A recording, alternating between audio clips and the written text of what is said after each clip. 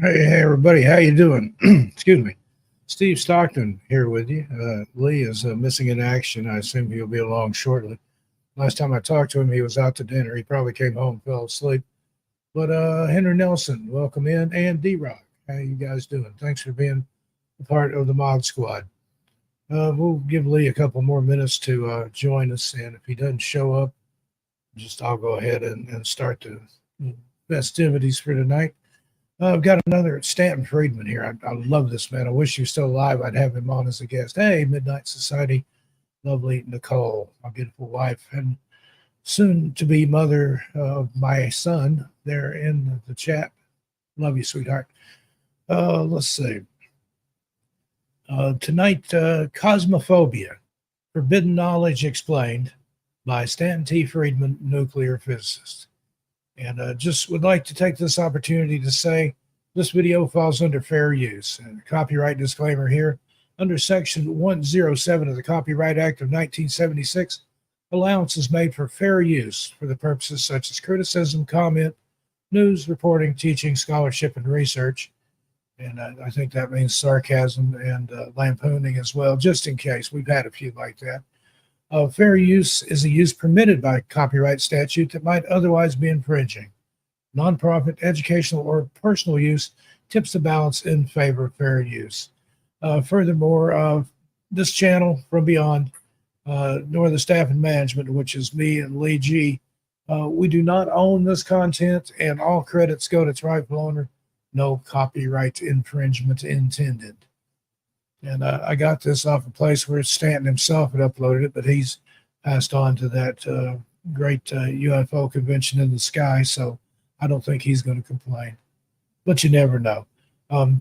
Just as a fail-safe, I uploaded it to the YouTube channel, left it private, and it passed all the checks. Nobody tried to claim it or anything, so we'll see what happens. But otherwise, everybody enjoy all. Oh, there's 8 watching us. Hello to all the lurkers out there. Thanks for being here.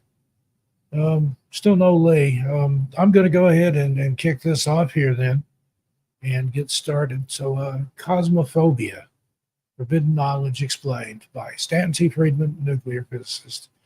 And away we go.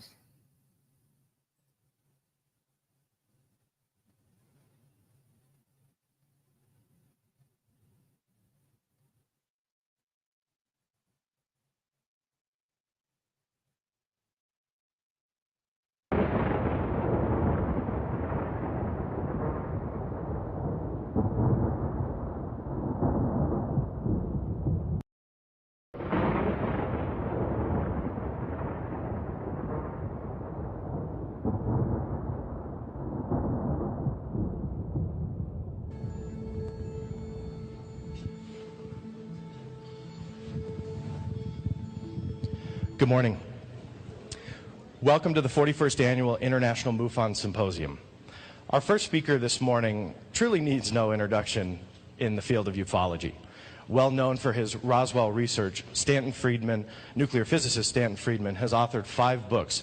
His newest, co-authored with Kathleen Martin, is Science Was Wrong. Stan was recently named in Roswell, New Mexico by, I believe, the museum, if I have that correct, as part of the Roswell Hall of Fame. Congratulations to Stan on that achievement. And with that being said, I like to keep it short because Stan has a lot of excellent information to say. Here to talk about Stephen Hawking, SETI, and science, let me welcome to the stage nuclear physicist Stanton Friedman. Thanks, John. I'm curious about this talk, too, since I've never given it before. And somebody showed me an article which I missed somehow in the MUFON Journal, taking me to task for giving the SETI guys a hard time. I don't think I've given them a hard enough time, frankly.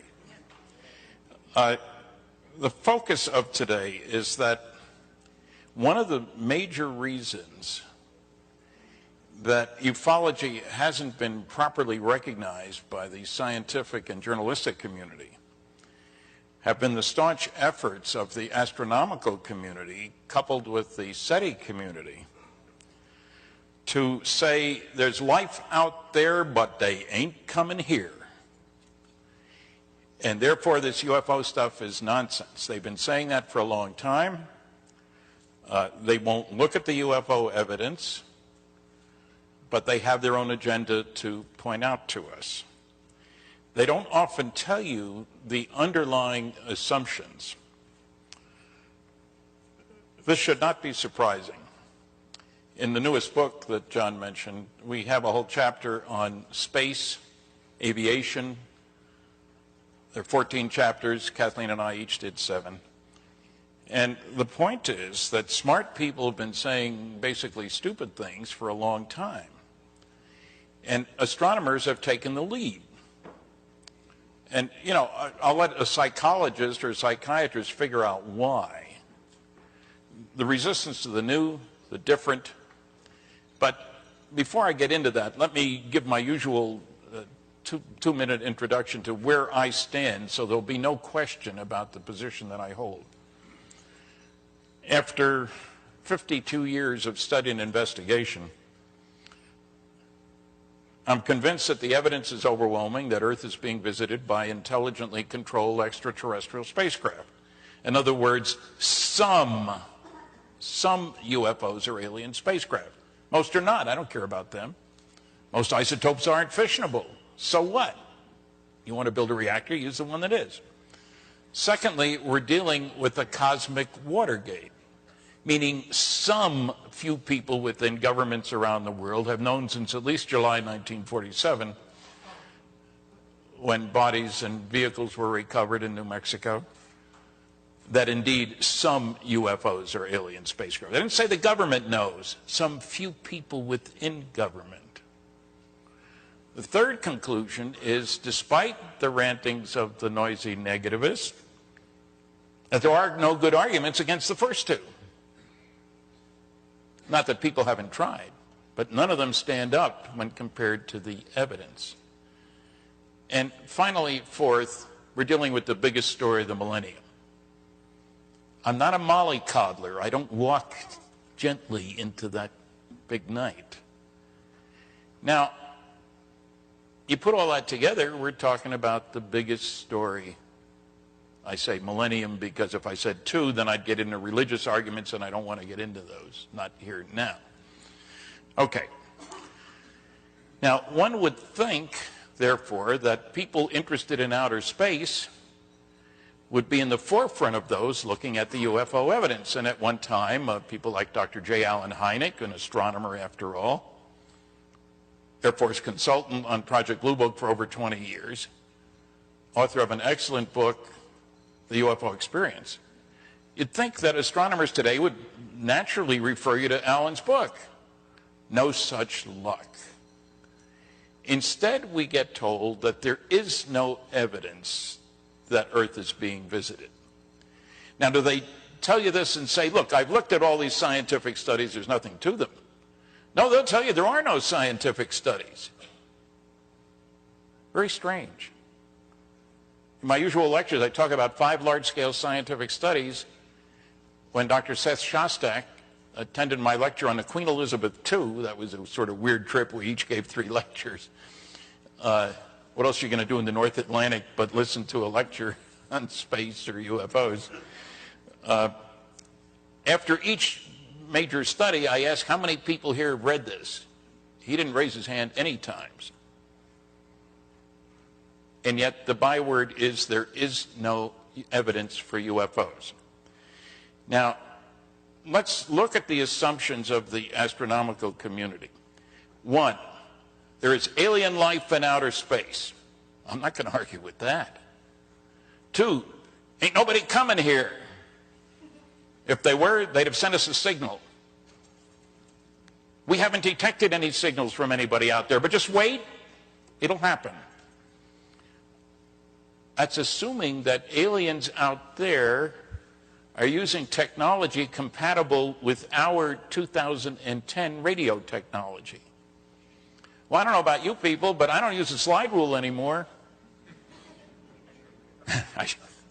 I said that to a couple of classes up in Michigan, and I was saying how much technology has changed in the last 50 or so years, and I said, you know, when I started working in industry, I was using a slide rule, and I looked around, No reaction at all.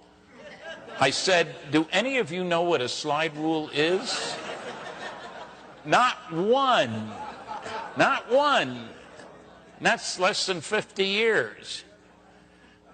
The point is that times change, technology changes. And if we don't recognize that, we're losing out here. So I want to go over, we have a strange situation.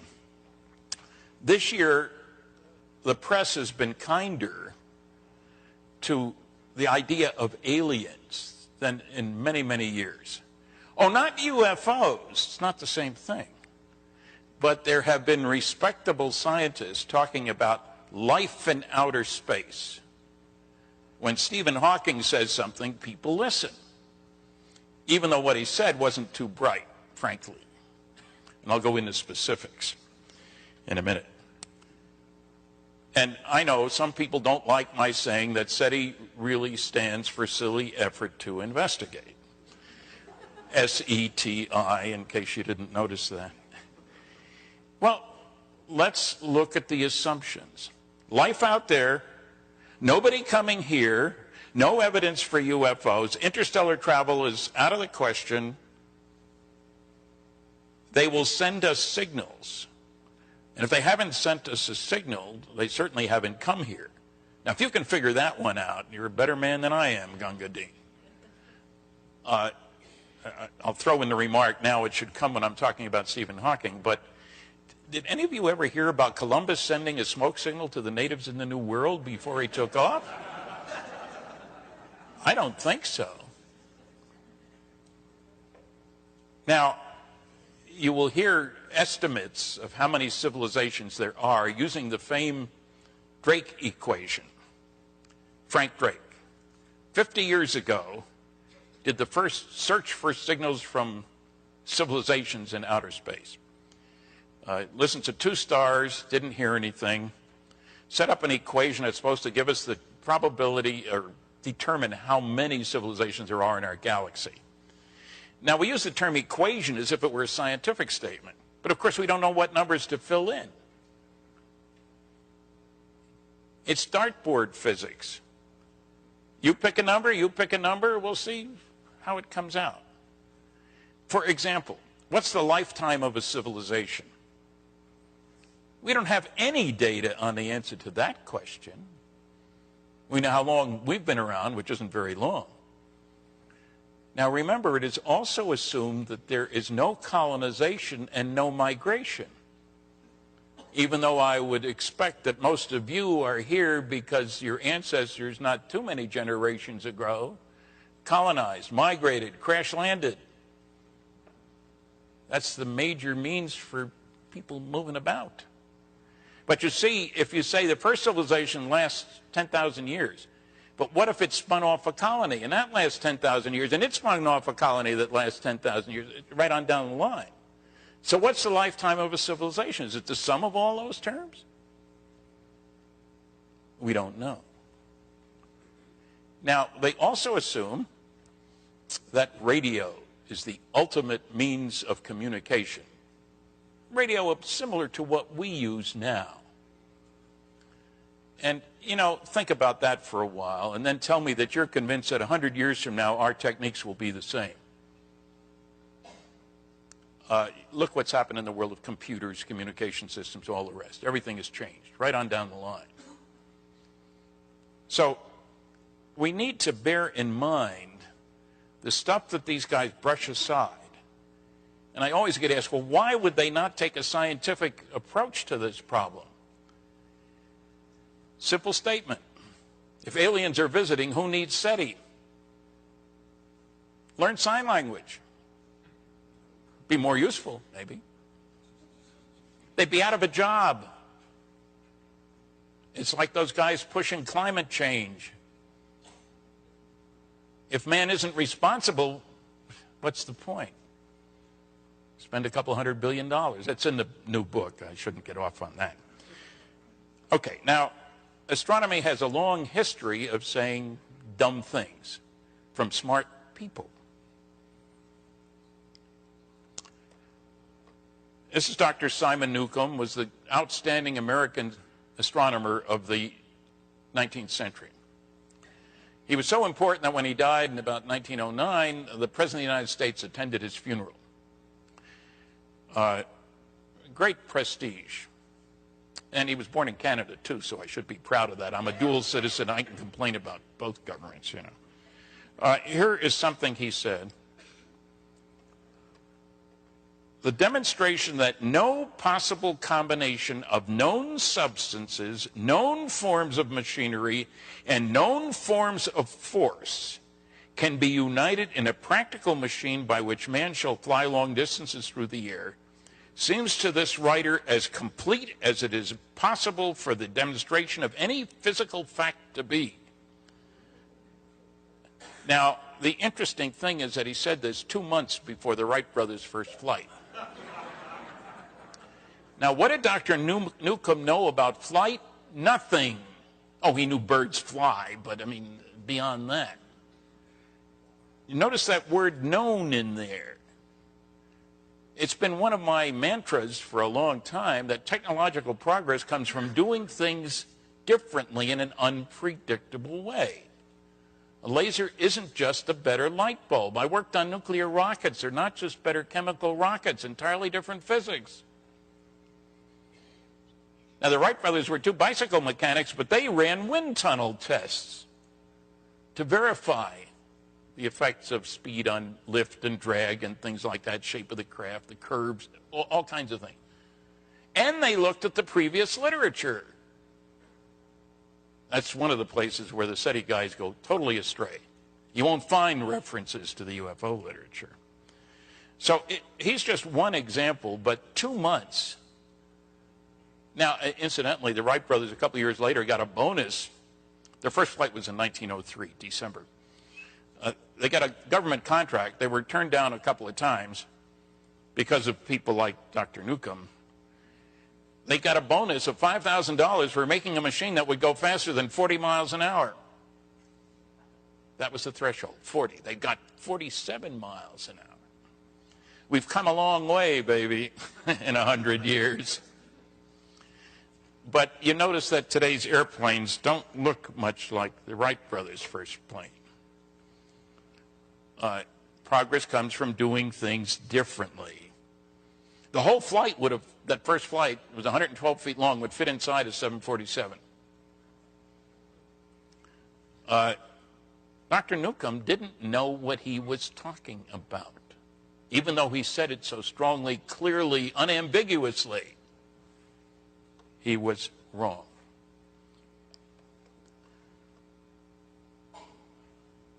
British Astronomer Royal.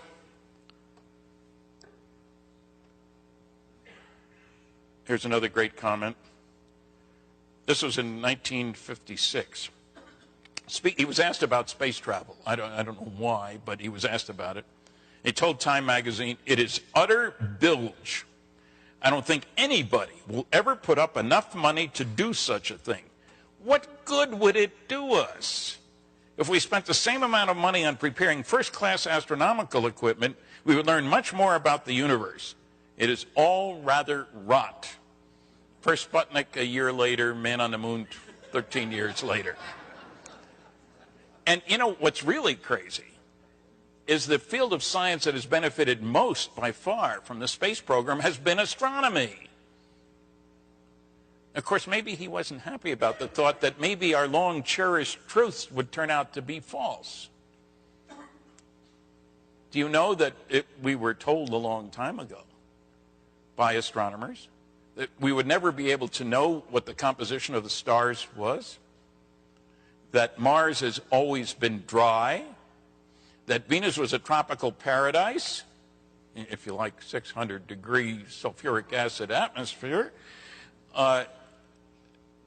Man would never go anywhere away from the Earth, couldn't handle the meteors, a whole long list of excuses.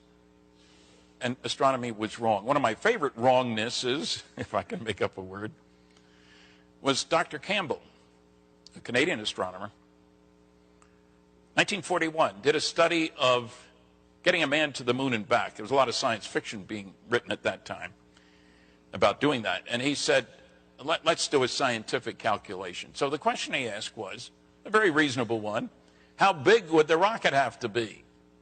Pages of equations, published paper. It's referenced in my paper. And I do recommend people buy the proceedings, because then you'll get something I wrote, not necessarily something I'm saying.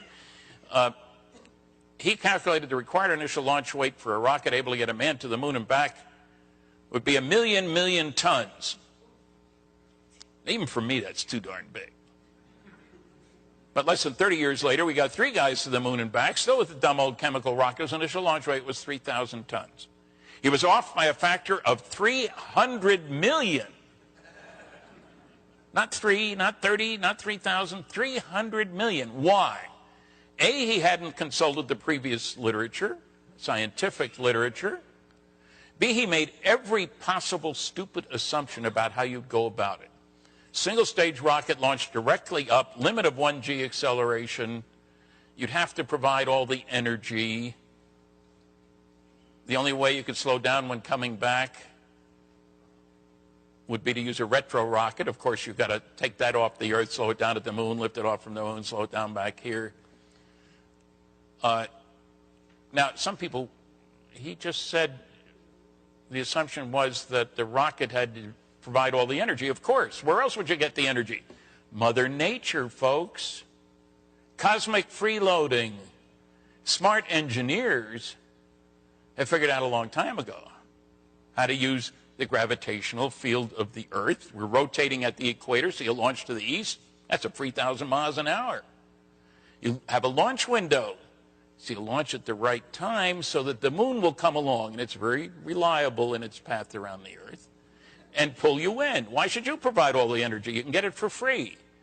Coming back, don't you have to slow down? Well, you better. You're going 25,000 miles an hour, but why not use the atmosphere? It's free. You got to be smart. Get the angle right. Remember Apollo 13?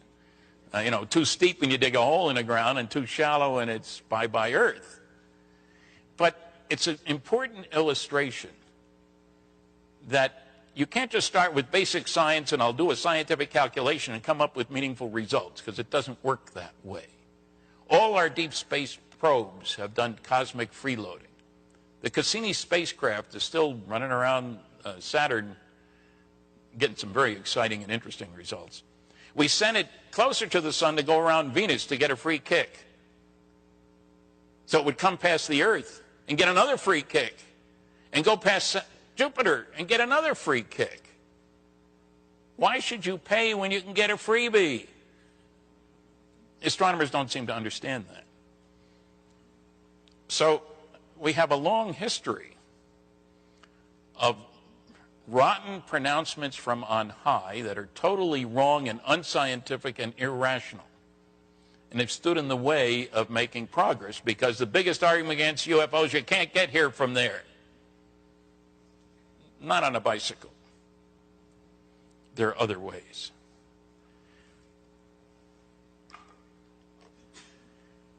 That's a nifty H-bomb explosion.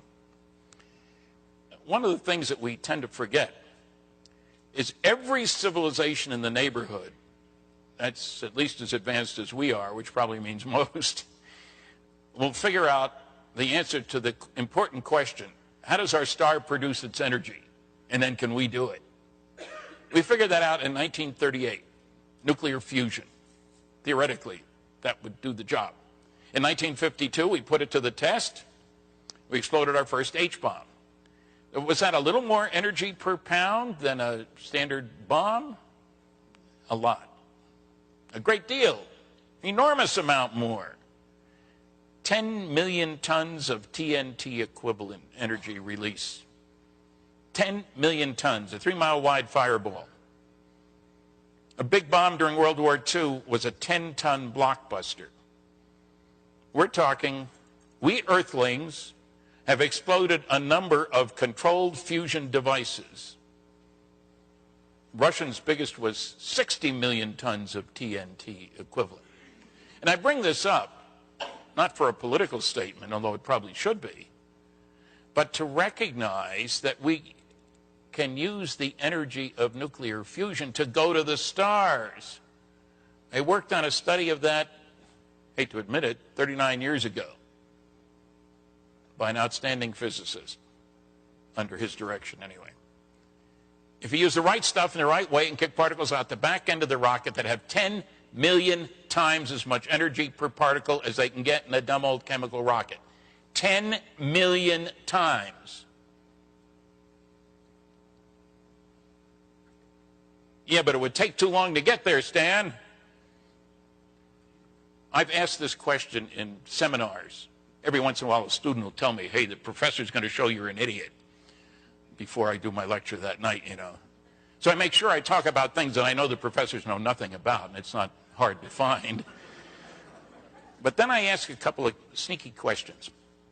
What's the numerical value of 1G? 9.8 meters per second squared.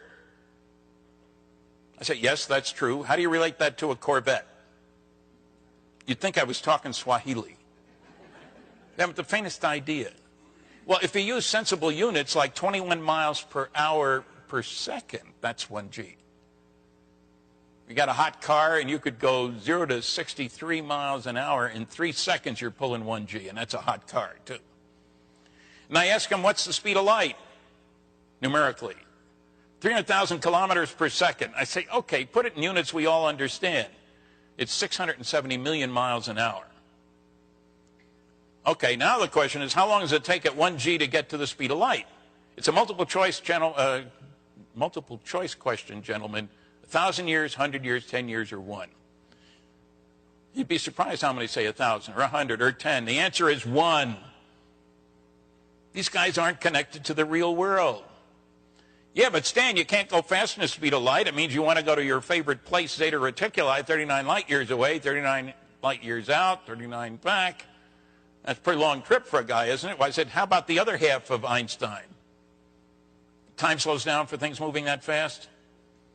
At 99.99% of the speed of light, you can do it in 6 months pilot time. They never talk about this. And incidentally, you can use stars to give you freebies too. Find a convenient black hole, don't get too close. And boy, can you get one heck of an acceleration out of it.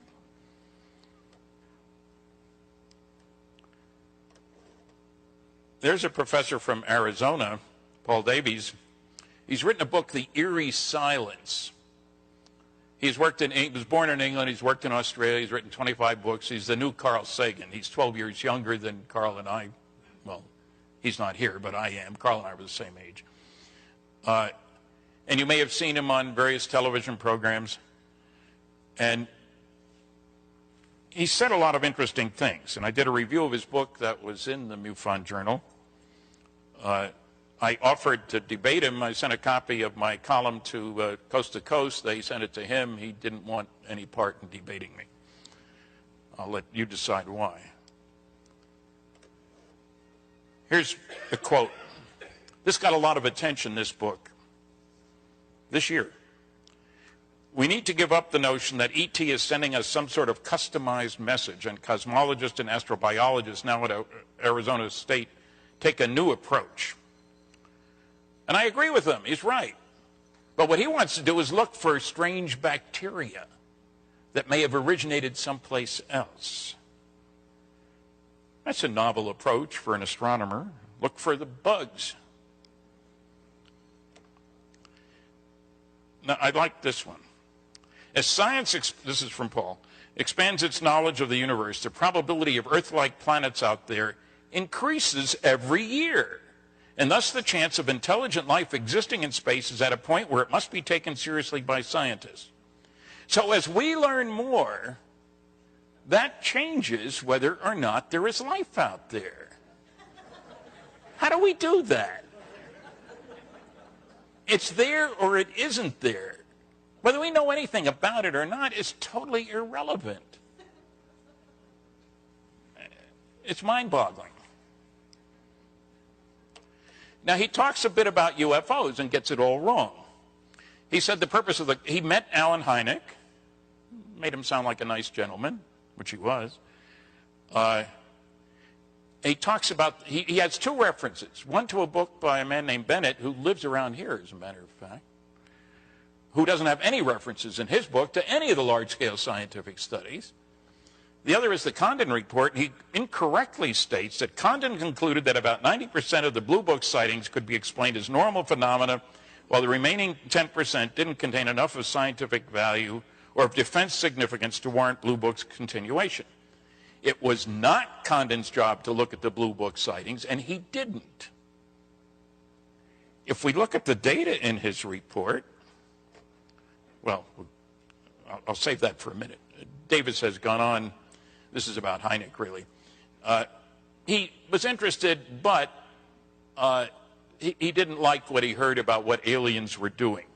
Quote, the banality of the aliens' putative agenda, which seemed to consist of grubbing around in fields and meadows, chasing cows or aircraft or cars like bored teenagers, and abducting humans for Nazi-style experiments. Not what one would expect of cosmic superminds. Most of you know a lot about ufology. Is that your picture of what aliens are doing? It sure as heck isn't mine. But then, of course, he doesn't refer to any of the studies of what aliens have been observed to do.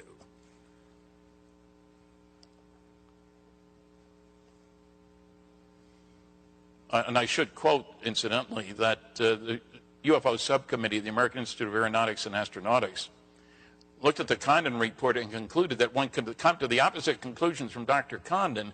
Any phenomena with 30% unexplainable is certainly worthy of further interest, scientific interest. They recommended more work be done.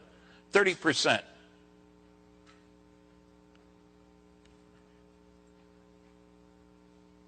This sort of sums it up. The upshot is that traditional SETI probing the skies with radio telescopes looking for a message from the aliens may well be a good idea, but we are doing it a few millennia too soon. The only let out is if an alien presence is located much closer, within 50 light years. That would be amazing, but who knows? However, SETI astronomers have looked at every candidate star system out to that distance and drawn a blank. We know what systems they're using. We know that they're trying to send signals to us, so if we're not getting any, there aren't any out there sending. What is the basis for this? Wishful thinking, arrogance, egotism. We're so important that if there were anybody there, he'd certainly send us a message using our technology, basically. I find this quite extraordinary. Certainly unscientific. There's Frank Drake with the Drake equation. And Frank has conceded, there was a big conference in London at the beginning of the year which got a lot of attention because very prominent people like Frank made comments.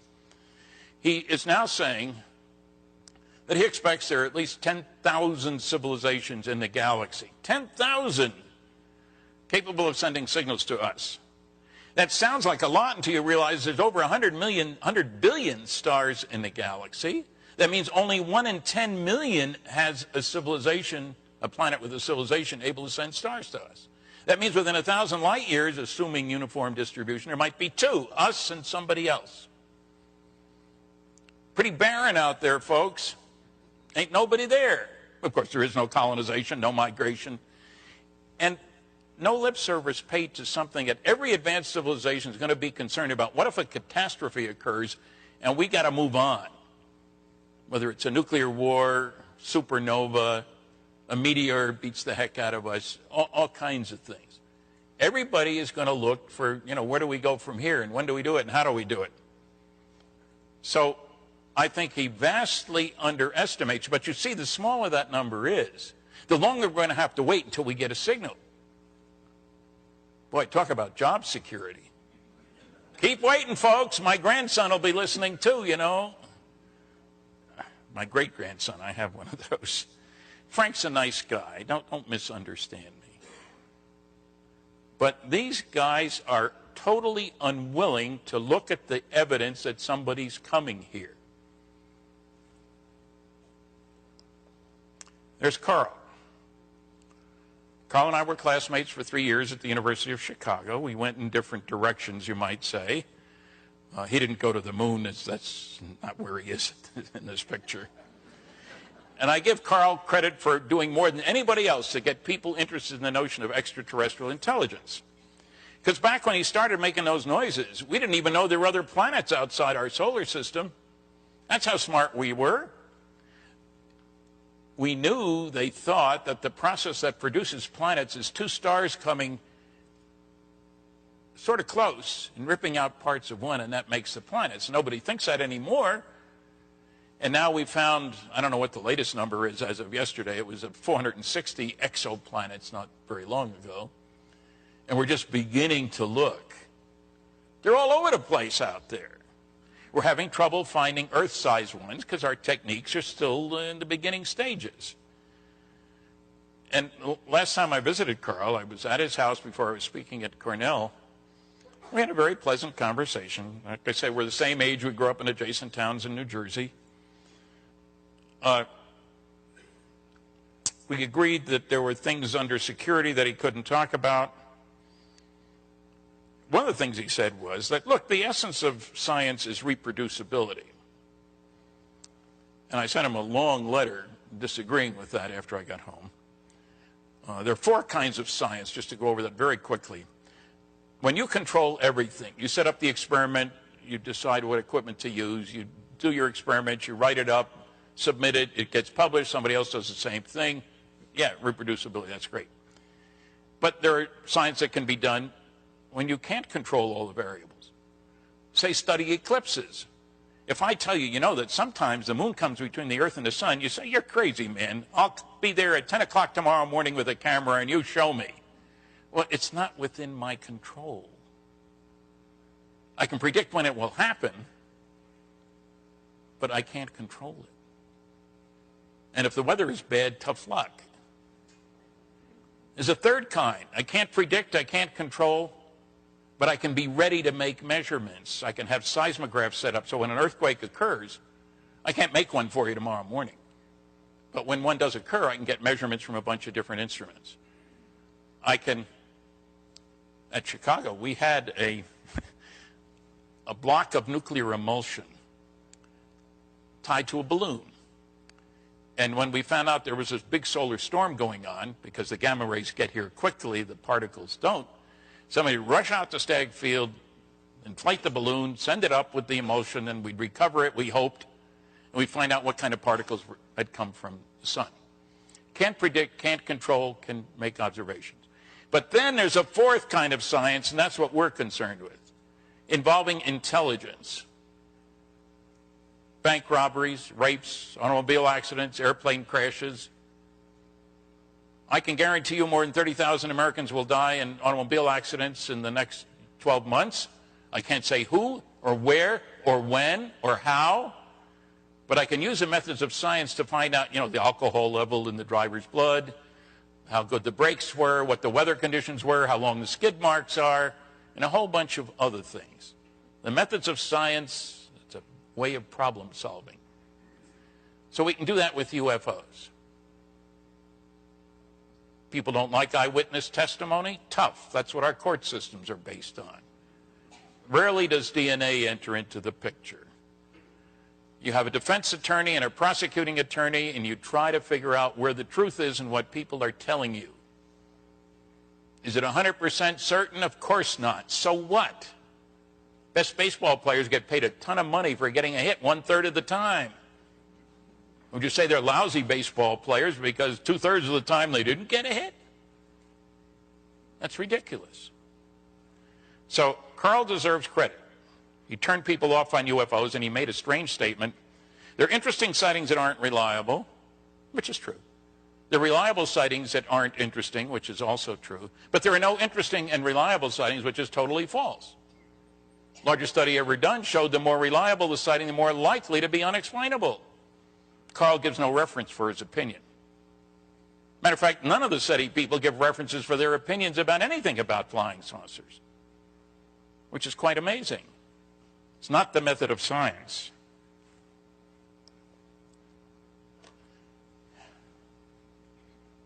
Another English astronomer, he thinks that UFOs, those nuts think something crashed in Roswell, and that the method of communication is crop circles. And that's all there is to this whole thing. He said this in London before an august audience and was quoted. The details are in the paper. There's Seth. He's a nice guy. And he admitted publicly on Coast to Coast that he has a copy of my book, Flying Saucers and Science, on his nightstand. Didn't say he read it. We debated. He points out that there can't be a cover-up. I mean, after all, this is the same government that fouled up with FEMA at the Katrina disaster. These are the same guys who operate the post office. How could they keep secrets? Well, how about looking at the CIA and the NSA and the NRO? They keep secrets. The stealth aircraft was built over a period of 10 years at a cost of $10 billion in secret. Why would you talk about FEMA and the post office when you've got the other agencies there? That's not science. So the SETI program will go on, no question about that. Good for job security. I really don't expect them to pick up any useful signals. Who would be sending us a message? Think about that for a minute. Think of how long it would take to get here and what its purpose would be. This is when we were on the Queen Elizabeth II. Like I said, he's a nice guy. That's no excuse for saying stupid things about UFOs.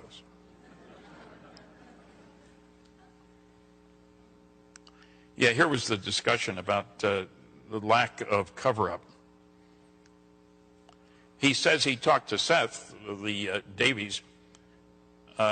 He says Shostak has studied the UFO scene in detail. That's totally false. Having heard him lecture, debating him on Coast to Coast, I won, incidentally. 57-33-10 for those who are keeping score. That's better than Michael Shermer. It was 80-20 in my favor. He hadn't done any homework. Don't bother me with the facts. My mind's made up. There isn't any cover-up of UFO information.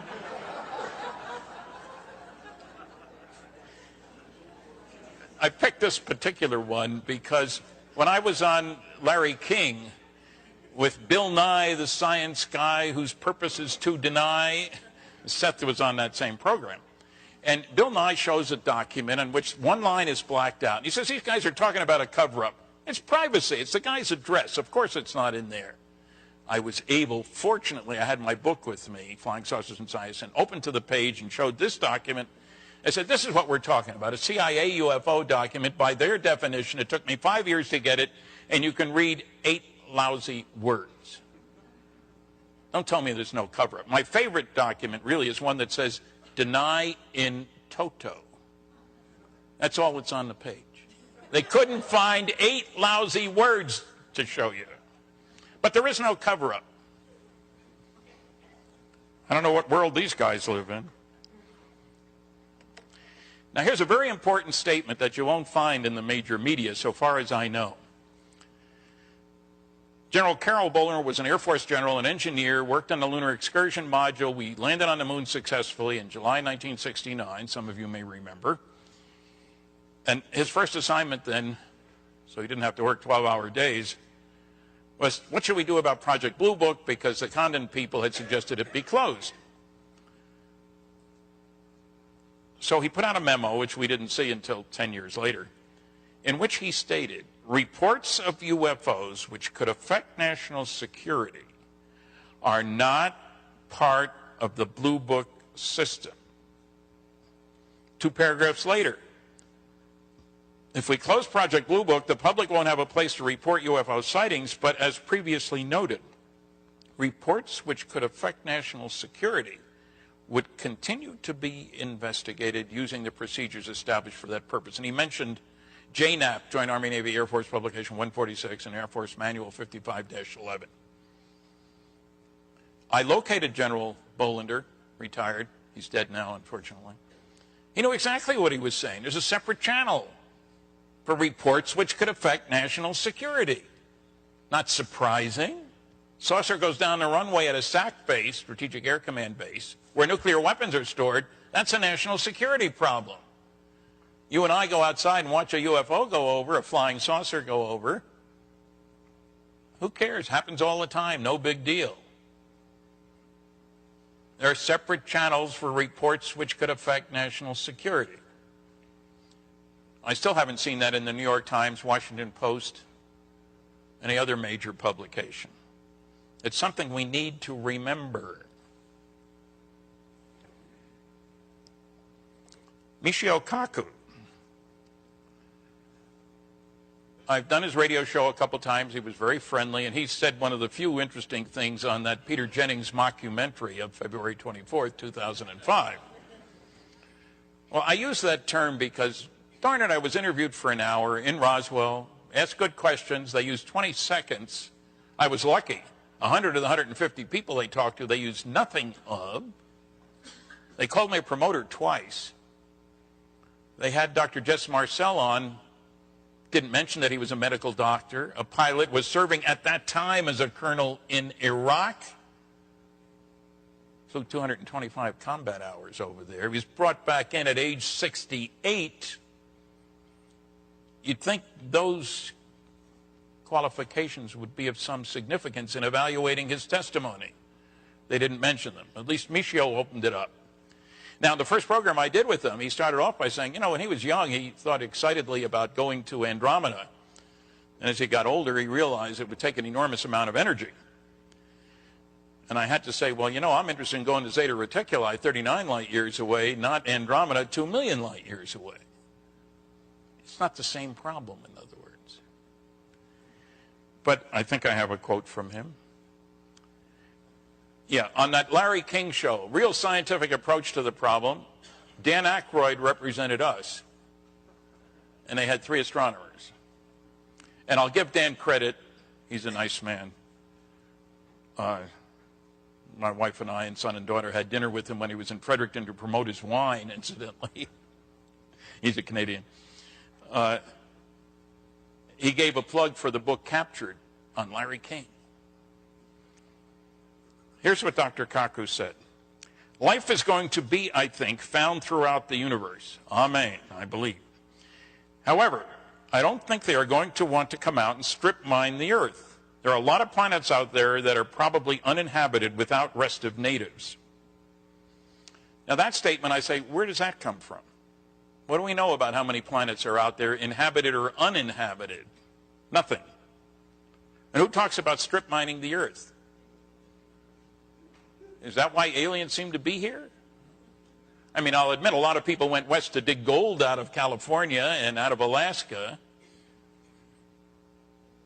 My favorite reason, I guess, is that this is a penal colony and they dumped all the bad boys and girls here, and that's why we're so nasty to each other. And when you go to Australia, they take great pride in their convict backgrounds.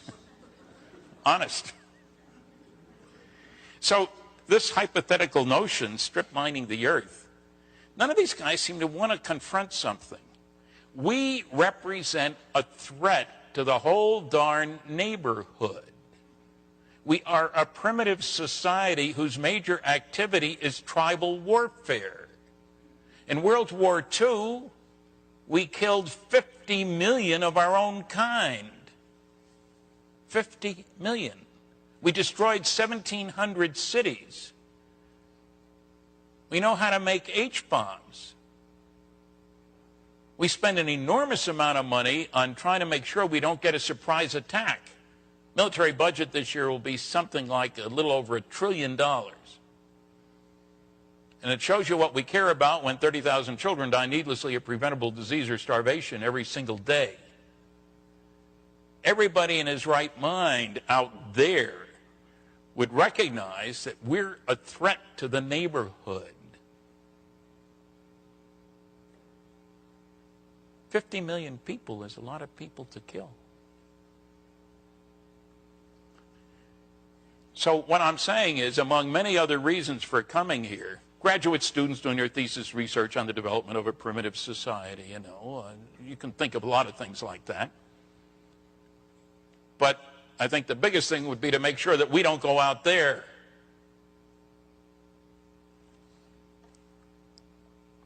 There's Larry. I was hoping to get on his show to tout science was wrong, but I guess he's running out of shows to get onto. I've been on his show 4 times. He has an interest, but I think it's the policy of CNN. You have to have a debunker.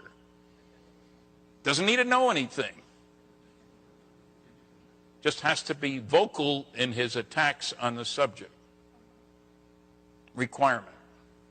Strange world we live in.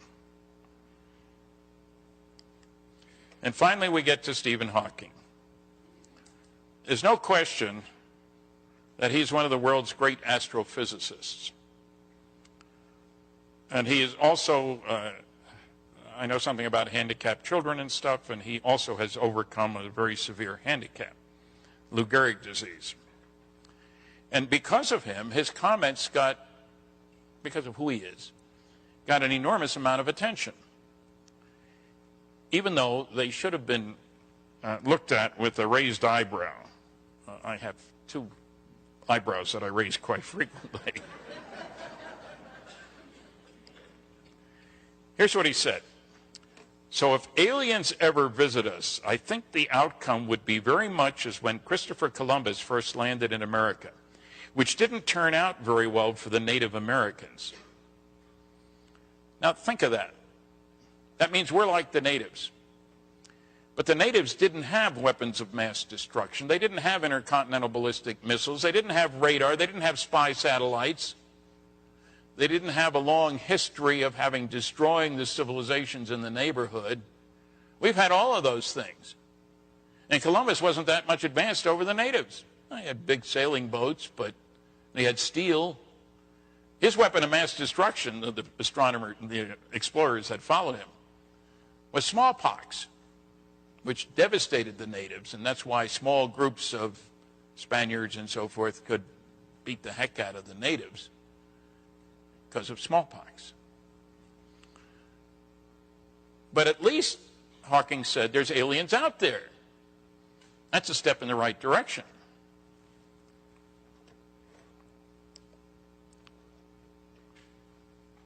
Another thing he said, I think we may find primitive life, but it's unlikely there are intelligent aliens within 100 light years, or we would have detected their radio signals. Unlikely. To determine likelihood or unlikelihood of something, you have to have data. You can't figure out what the probability of getting a certain number with a pair of dice unless you know how many sides there are to the dice and what numbers are on those sides, how many pips there are. Otherwise, it's dartboard. Likely that we may find primitive life. In other words, they can't be as advanced as we are. If they were, they would have sent us signals. Hey, Stephen, what's going on down there? I mean, think about that for a minute. We put all our eggs in the radio telescope basket. They don't belong there.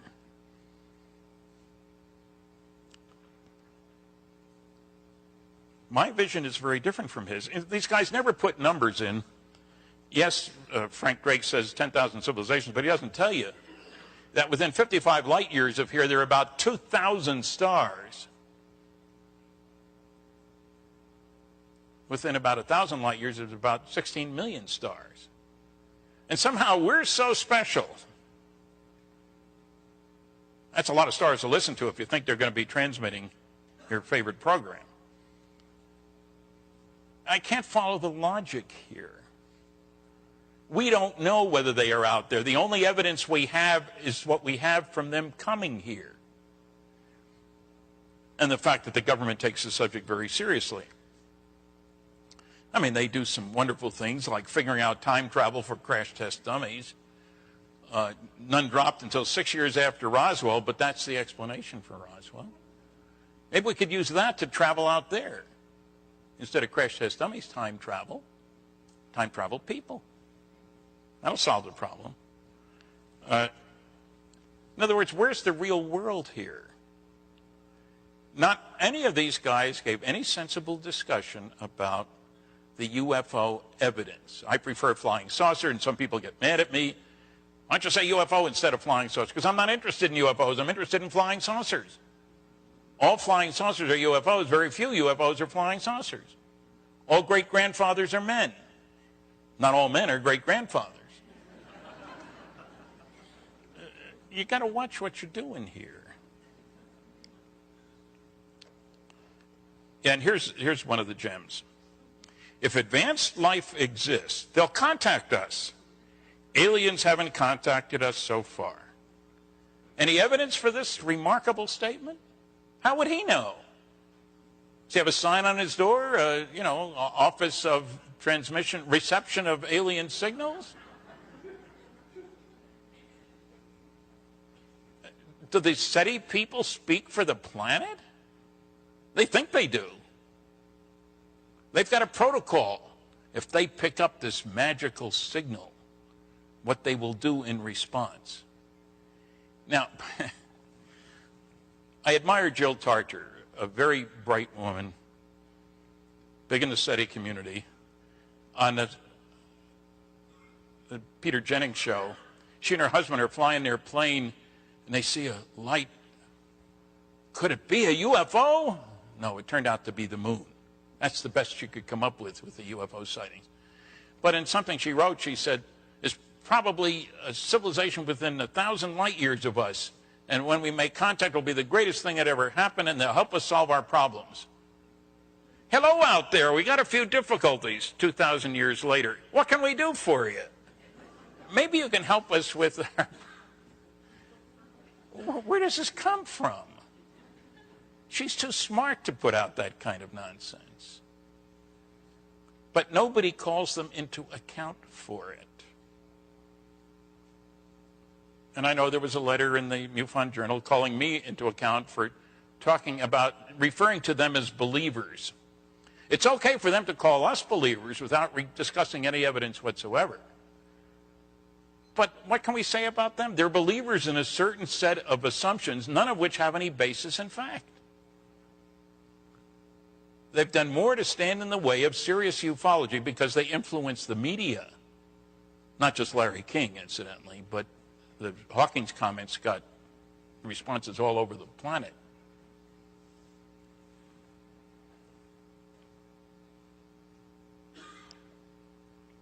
There's Dan. He's a good guy. He's a benefactor as well. Good Canadian.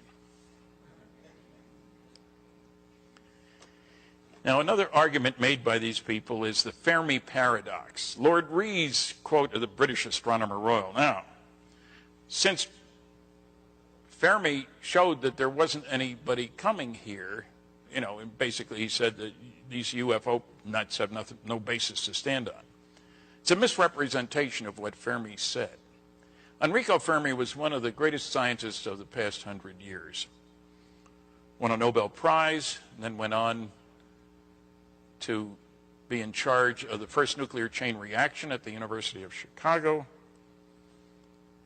I was at Chicago. One of the reasons I went to Chicago was because of him. He died while I was there, riddled with cancer. The story goes that at Los Alamos, coming out from lunch one day, they had a discussion, he and several colleagues, about how it would only take a few million years to colonize the entire galaxy once you got started. And they talked about other things, and as they were leaving, Enrico says, so where is everybody? Now, the whole books that have been written about responses to that question, the Fermi paradox. You see, if it would only take a few million years and the galaxy's been around for billions of years, they should be all over the place. Now, one answer is, oh, they're here. They're leaving us alone for the moment, but the government knows all about them and is concerned about them in one way or another. That's one answer, and there are a whole slew of other answers. He did not say nobody is coming here. He was famous at Chicago for asking questions to teach. Well known for that. You know, the sky is blue determined a certain law of physics, and you can do that. He was a brilliant man. But I hate to see his words being used falsely, especially to show that there's nobody coming here.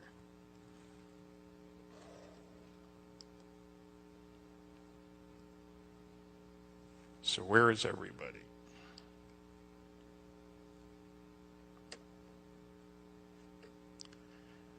This kind of sums it up.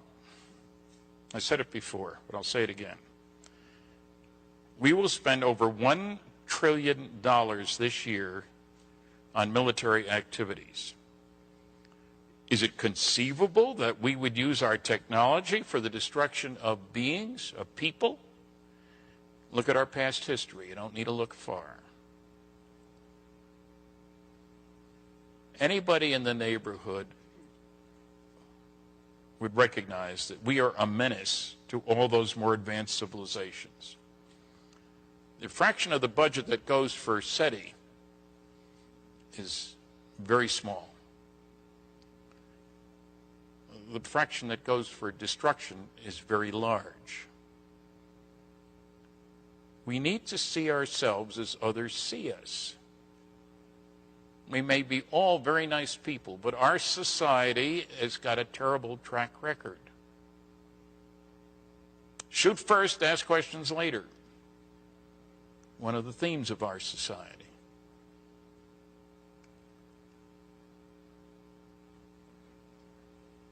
I think we need to recognize several things. One, the SETI community doesn't speak for the planet.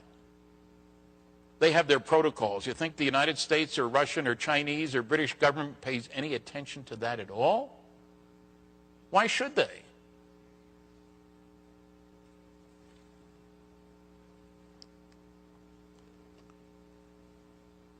This is the latest book, and on the lower right-hand corner is another picture of that first H-bomb explosion. Science has stood in the way of progress often. The kids up in the middle at the top. Smallpox. There were professional people saying, don't get inoculated against smallpox. It's God's way of controlling the population. We tell a lot of stories of consequences of people listening to smart people saying stupid things. I think it's time we need to grow up. And that we in the field should not sit by passively and let what the world hears about UFOs come from the SETI people or the astrophysics community. They don't know anything about our subject. But they will also insist that there is nothing to know about the subject. There is no evidence. It's been said many times. The duty of a scientist, if he's going to express an opinion, is to do his homework first. And if he can't do that, he should keep his mouth shut. That's one man's opinion anyway. Oh, you want to know about secrets? Top secret magic. Oh, I've got an announcement to make. You can hear it on Coast to Coast on August the 9th. I'll be on with Don Schmidt, who I wish was here. I'd have him up here. And Bryce Zabel, who you heard about yesterday, to announce that there will be a movie called Magic Men, M-A-J-I-C. They bought the rights to my life and Don's life. They own us. And the rights to the book and his book, Witness to Roswell. And it'll be a combination. How's this for a challenge? All the President's Men and JFK all rolled into one. Trials and tribulations of UFO researchers. It's kind of exciting. I hope it comes through. I've had dealings with Hollywood in the past, and let me say that not always do the dreams come true.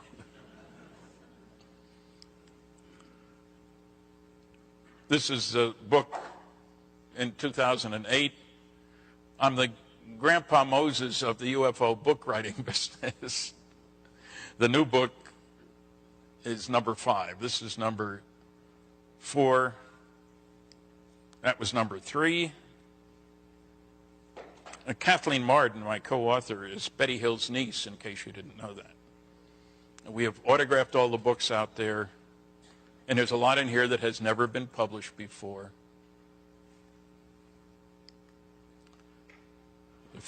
One of the first books about the Roswell incident, second one actually. One of my favorite cartoons.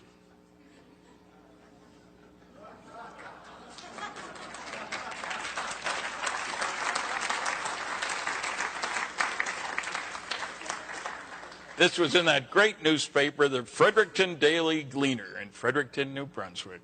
And they had 2 articles on their front page, would you believe, about my being named to the Roswell UFO Hall of Fame and my saying that Hawking was wrong.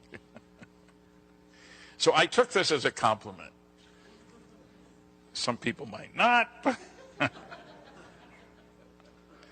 I'm taller than that, yeah.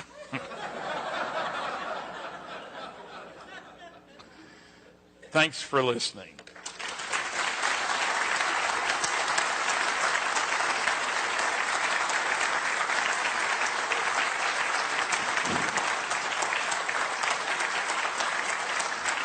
Thank you.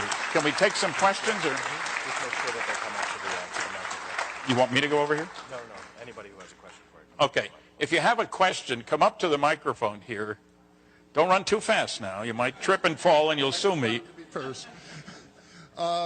Recently there was an article by Paoli Harris on the Open Mind site that said when Ellen Hynek and Carl Sagan were getting ready to appear on Johnny Carson's Tonight Show in the early 1980s, that backstage Sagan admitted to Hynek that he knew UFOs were real, but he didn't want to lose his funding for his various projects by admitting this publicly. And I wonder how you felt like for people like Shostak or Frank Drake, too, if they're in the position of being brought to science. And as a matter of fact, I've talked to people at the Center for UFO Studies. I knew Alan Hynek. He never appeared on the Johnny Carson show. As far as we're concerned, it never happened. Now, Carl might have said he's interested in UFOs, but he won't talk about them. He talked to me about them, but it was clear this was a subject that he wasn't making big public noises about, generally speaking. So I think that's a false claim.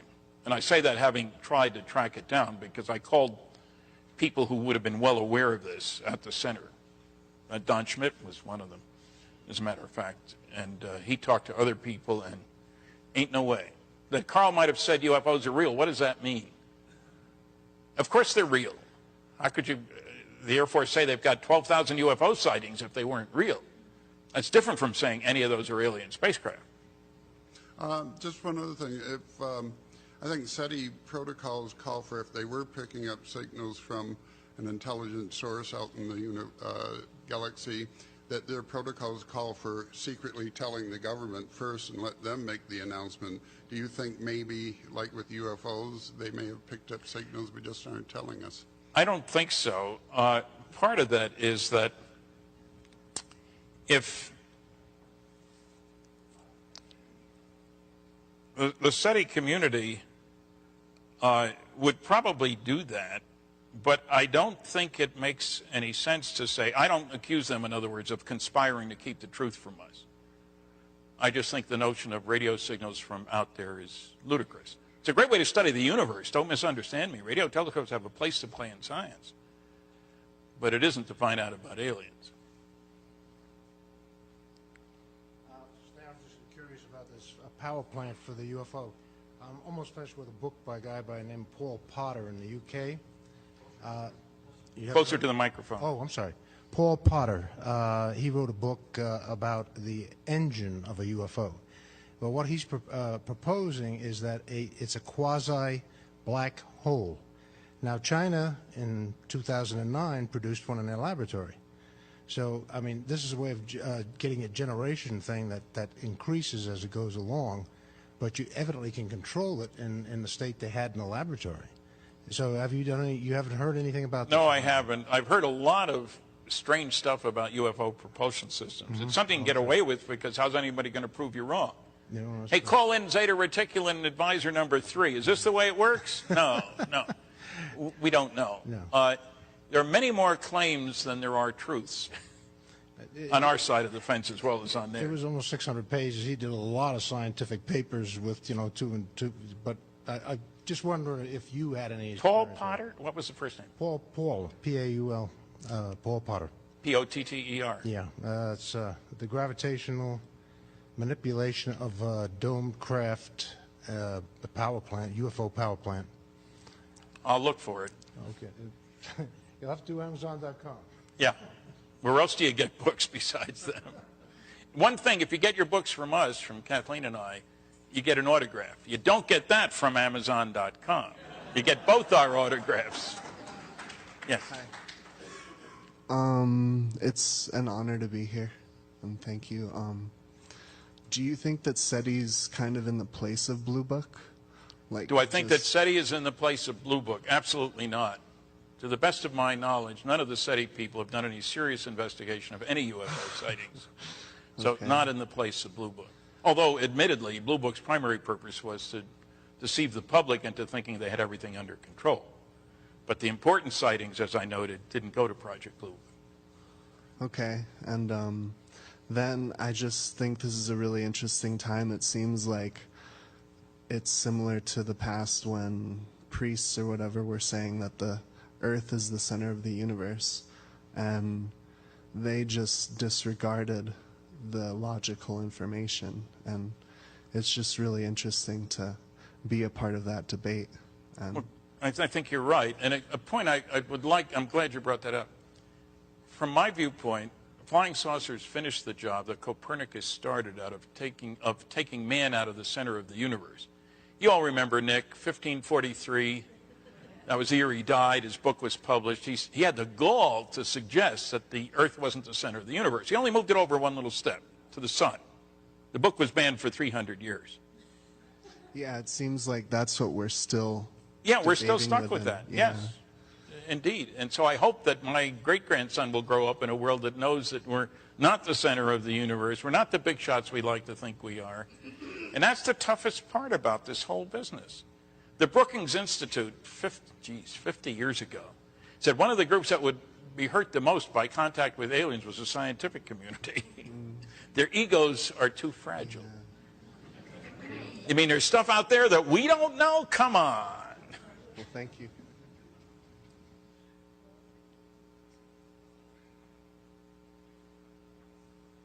Yes, good morning. Good morning. If these aliens are advanced, as you say, why would they need worry about us and any capabilities that we have? Much as we have evolved beyond a fly, and if a fly is coming at us, even without any weapons, Yes. we can just smack them out of the way. Why would they not just be able to do that and just say, we have no cause to worry about these people. They are not a threat to us at all.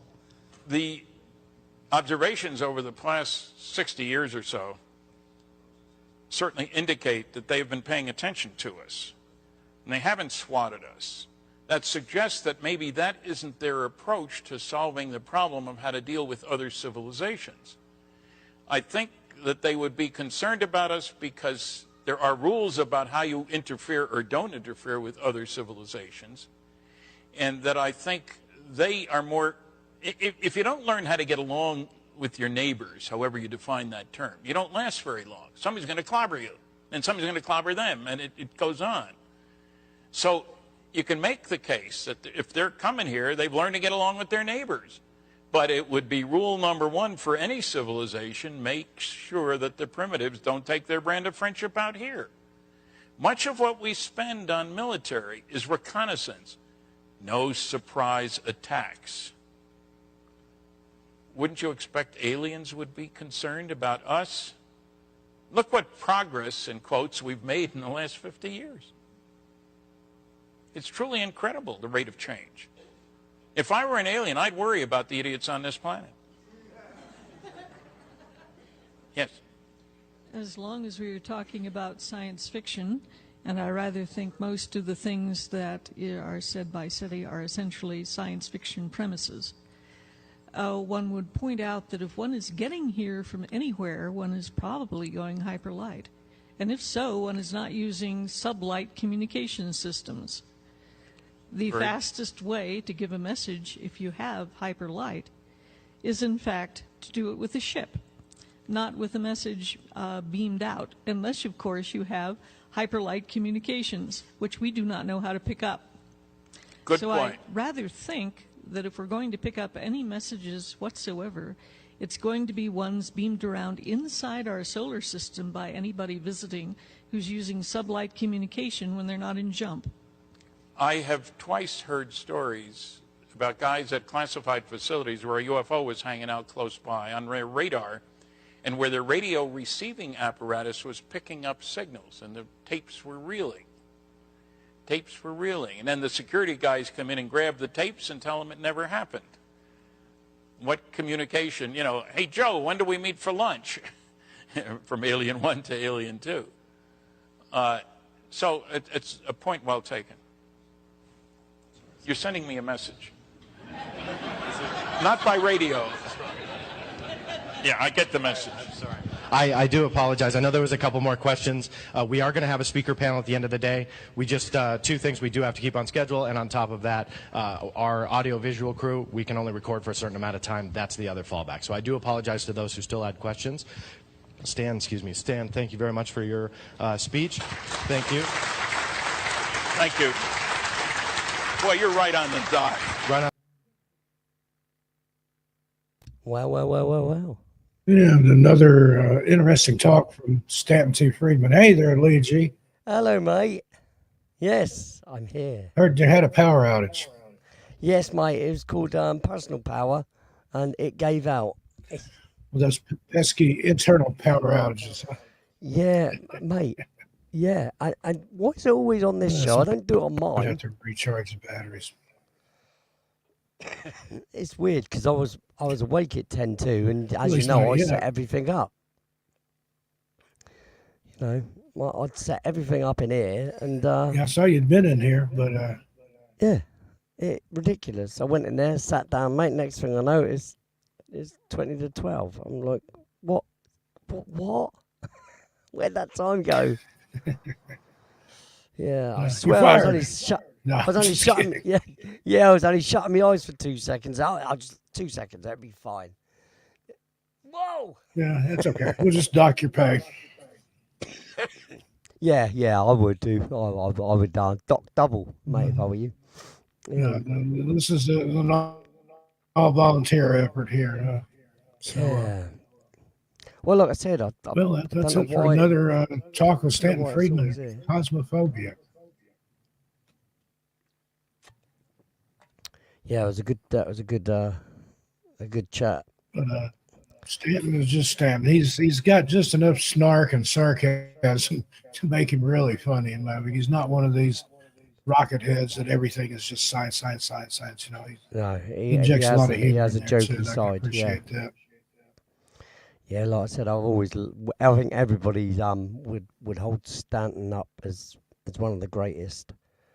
You know, one of the best best guys to listen to. Definitely, he doesn't bore you. You know, he doesn't leave Yeah, you. that, he's you know, entertaining, and he doesn't pull any punches. And yeah, like I said, what he has to say is of relevance as well. It's not just he doesn't just pluck out stories that he's heard, and you know, it's all evidential stuff and stuff that he studied. yeah, not himself. just lip service to NASA and Cornell and, Yeah. and places like that, MIT. Exactly. Yeah, it's actual stuff that he's studied himself and gone into detail to study. You know, he's interviewed the people concerned, and you know, God, that'd be a thing to do, wouldn't it? Can you imagine being around when to be able to His Betty books and are Barney very Hill. entertaining reads. Well, if you haven't read anything by Stanton, do. And there's all kinds of stuff out there where talks that he's given, interviews that he's done, and things. Some of them we can show you, some of them we can't. I've got a treasure trove of them here that I found that we're digging through. But I like Stanton, so expect regular Stanton episodes as circumstances I'm up for permit. that. I'm up for that. We could be the Stanton-esque channel. That's fine. At least we know most of what's said has got some clarity to it. You know. Yeah, there's clarity, there's substance, and he knows his beans. He knows what he's talking about. So, indeed, yeah, he does indeed. Very nice, very nice. So, Lee, what you got coming up, buddy? Well, same old, mate. You know, tomorrow I've got Radio 1FA back-to-back original tracks. It's a full point, mate, not half. No. Right, on First Floor Audio. Be there or be square. Indeed, yes. I mean, tonight's From Beyond was brought to you by Lee G and mainly Steve Stockton. Well, folks, we're going to go ahead and head on out of here. But thanks for being here. Got videos coming up on both my channels, other channels. Couldn't tell you when, but they're in the works. So hope your notifications are turned on for Among the Myths, or it's not named that anymore. Tales Untold and That's the Missing one. Persons Mysteries. That's Good it. stuff to come. Tales Untold, yeah. I even released an album called Tales Untold, mate. You know, luckily for me, I held back until that you created was for clarified. that and for 13 past midnight. So Indeed. Yeah. Which is nice. all right, well, we're going to go ahead and get on out of here. Thanks again, everybody, for being here. Thanks to all my mods, which I think all of you are, looks like. Pretty much. But we do appreciate each and every one of you. Thanks for being here. On behalf of Lee G and myself, we'll see everybody a little bit further out in space. See you guys. Yeah, guys. Peace. Take care. See Don't you take any later, wood. guys. Bye-bye now.